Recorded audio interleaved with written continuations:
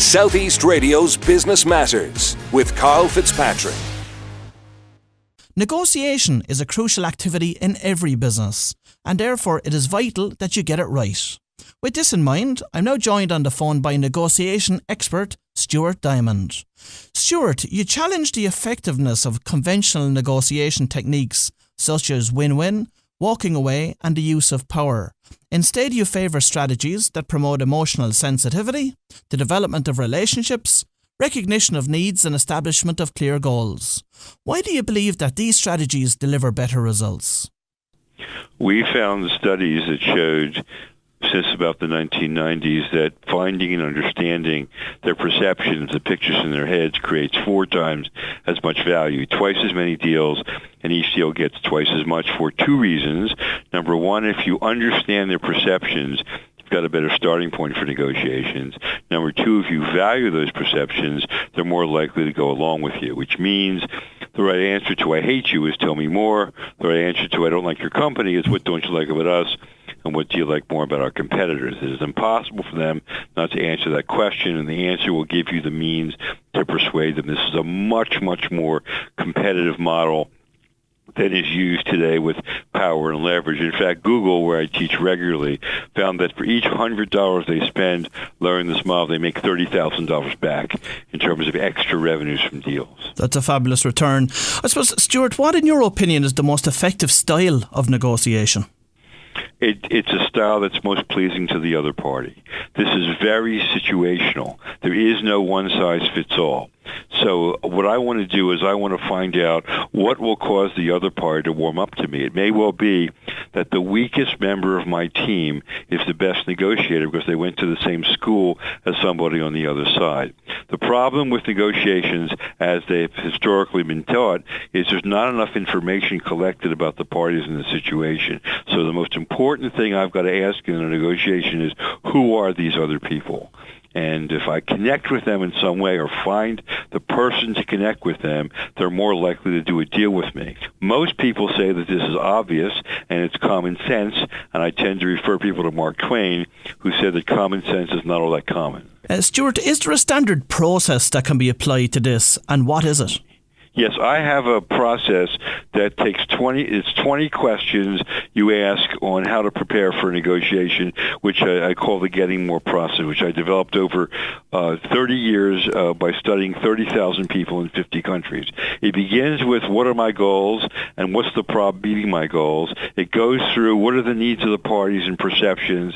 It goes through what are their standards, how do they make decisions, how are we communicating, how we frame things. Can we make this more incremental? Most people take too big a jump. I want to make the progress much slower and more incremental because people think it involves less risk. There's a whole list of questions one asks, and we use it in the world's most important organizations. I should mention that U.S. Special Forces, Special Ops, Green Berets, Navy SEALs are now using this around the world because they realized if they make a human connection with a tribal leader, the tribal leader will tell them where the bombs are buried in the road and where the enemy is, and fewer people die. And so people whose lives depend upon it to make these connections and use this process, and they find that it works well for them also. So from speaking to you, what you're really saying is that it all starts with very, very good research. Very good research and human connections, particularly with those who are different. We have also found, and this is very interesting, this is new research, that cultural differences are not all that relevant in negotiations. The stereotypes people usually say, I'm Italian, I'm Japanese, I'm Catholic, I'm Jewish. People around the world get their identity first from family, second from friends, third from personality, then hobbies, occupation, and then stereotypes. So we both work for an engineering company. It's interesting. How is your family is a much better question. So where you are in the world. Is there more emphasis placed on perceptions or facts during a negotiation? Perceptions. The facts don't matter. But 10% in negotiations. If I don't like you, I'm not buying your product, even if it's better. So how people perceive other people, how people perceive the situation is much more important. We actually asked a group of people to write down the first thing that comes to mind when we put the word woman on the board. And about a third of the people said man.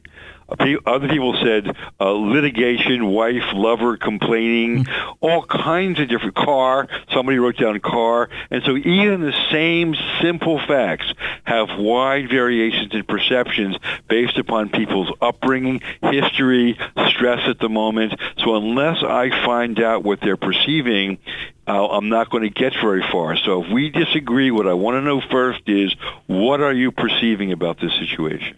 And is the fear of loss fact still greater than the desire for gain? And how can this manifest itself in a negotiation? Right. I also think that depends upon the person.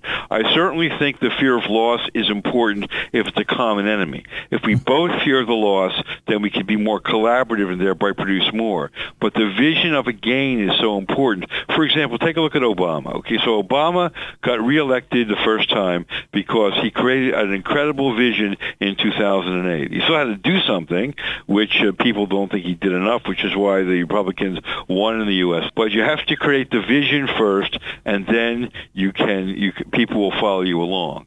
So the vision is most important of what you can do together. If I'm the person in the negotiation with the power, how should I use it? I shouldn't. I should try to figure out a way to get you to give me more. In other words, leaning on people just gets them to retaliate and doesn't get their best stuff. One of the reasons for the drop in innovation in the United States recently is because of the increasing use of power and leverage.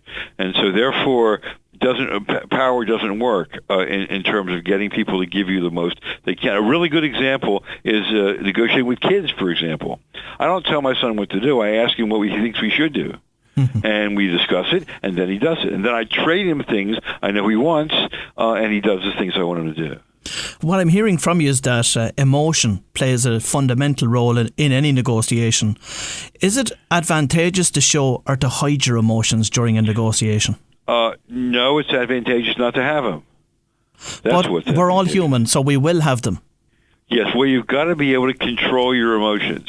Here's an interesting study that found that when people feel a high-stakes negotiation, whether it's world peace, a billion-dollar deal, or my kid wants an ice cream cone, they get emotional. And when they get emotional, they stop listening physiologically, they don't focus on their goals, and their judgment gets clouded. Almost every negotiation in the world begins as an emotional negotiation. So first of all, I need to give you empathy and an emotional payment like a concession, an apology, valuing what you say, because that will calm you down enough to start listening to me.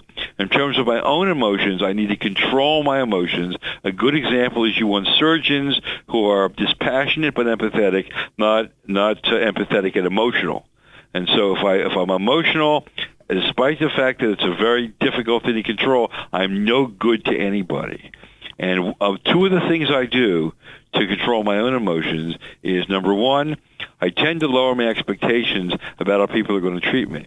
That way I'm never disappointed, and I'm often pleasantly surprised. The second thing is not to take it personally. So they called you a jerk. Maybe it's not about you. Maybe they're having a bad day. Maybe they're having a bad life. Maybe if I commiserate with them, they'll open up to me and tell me things that'll help me get them to do what I want. Stuart, in your book, Getting More, you referred to taking the emotional temperature and making emotional payments. What do you mean by those statements?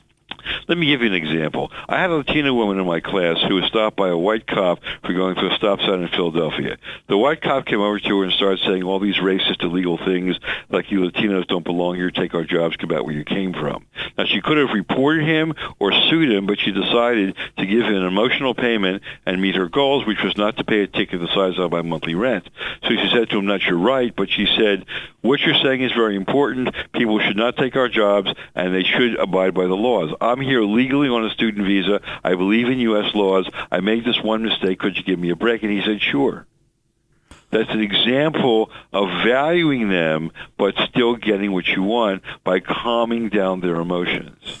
Which would have been better, saying to Putin, "You're a Hitler," or "You're right to be concerned about Russian speakers"? If you want to get them to the table, number two is better than number one. That doesn't mean we have to give him a concession, but it does mean how do we get him to the table to have a conversation with the guy? That makes total sense, but how do you handle an obstinate negotiator or a bureaucratic organisation?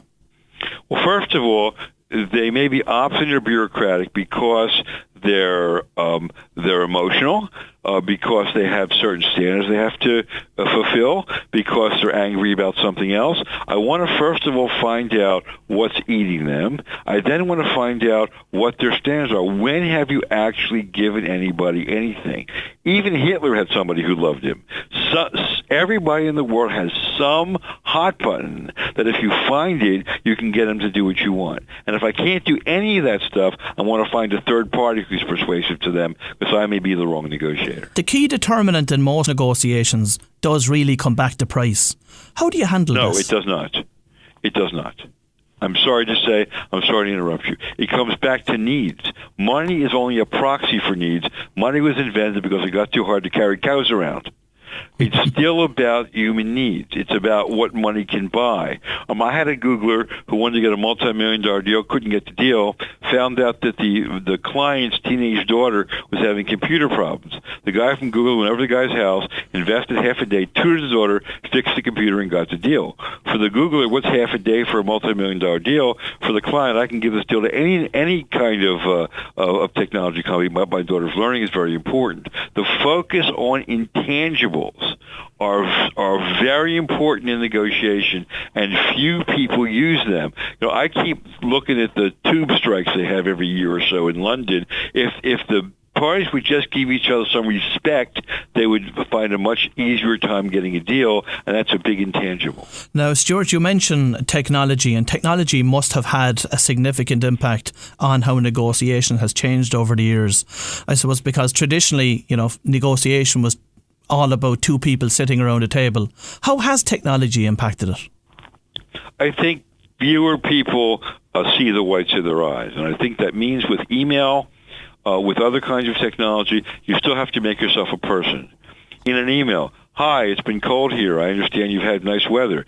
About what I was talking about, I found a really good restaurant in Dublin the other day. Here's what it is, in case you're ever here. What I was writing about was X. You just need a sentence or two to make yourself a person. It's got to be real. It can't be just fake, but it's got to be real. But you have to take the trouble to make yourself a human being to the other party. When they think you're a human being and not a part of a company, they're 6 times more likely to give you what you want.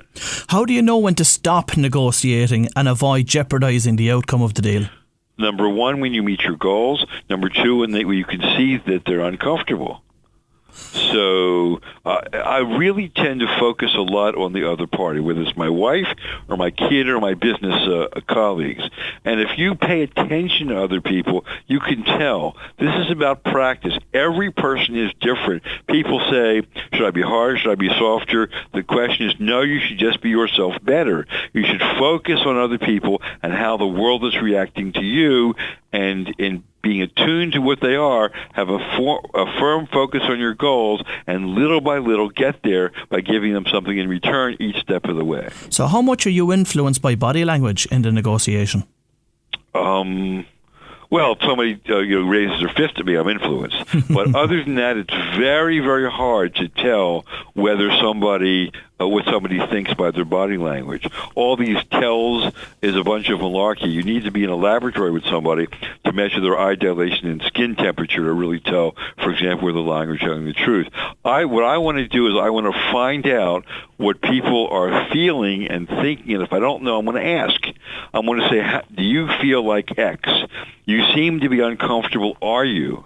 And in fact, they may be uncomfortable, but about the last negotiation they had, not me. So I'm continually asking questions about who they are and how they're feeling. And my model talks a lot about having a firm grasp of the obvious. Watch kids negotiate. I'm tired, I'm hungry, we're not getting along. That's a very good model. We solved the 2008 writers' strike in Hollywood by telling the writers to go to the studio heads and ask them if they were happy. What percentage of an overall negotiation should be spent listening? As much as you need or as little as you need to understand who they are and how to persuade them. It might be 5%. It might be 95%. It depends on how long their sentences are. No size fits all. It's a model of saying, who is this person? What do I want? And what do I trade them? Stuart, is it possible to negotiate with the public sector, and how so? Well, here's an interesting thing. There is no public sector ready for negotiating. There's just a bunch of people. So is it possible to negotiate with somebody in the public sector? Yes. Every person is different. How would you like it if somebody said, I'm negotiating with you, you're the journalist? No, you're not. You're a person. And so therefore it is possible to negotiate with other people by finding out who they are, no matter what their job happens to be, as long as I focus on who the other person is. I suppose the reason I'm asking that is because they're working within a bureaucratic organisation. They're working to rule books in a much tighter way, let's say, than people in the private sector are. How does that influence and impact the negotiation? They have constraints. They have standards. Given any standard or constraint that they might put up, I can find some person or some party that will give me something that satisfies their needs. So the government has, in fact, given things to people under what circumstances? That's what I want to know. I don't want to focus on what they can't do. I want to focus on what they can do, and I want to ask their advice. And if they like me, if they think I'm respectful, if I'm not blaming them for things, they'll give me advice on how to persuade them. Southeast Radio's Business Matters with Karl Fitzpatrick.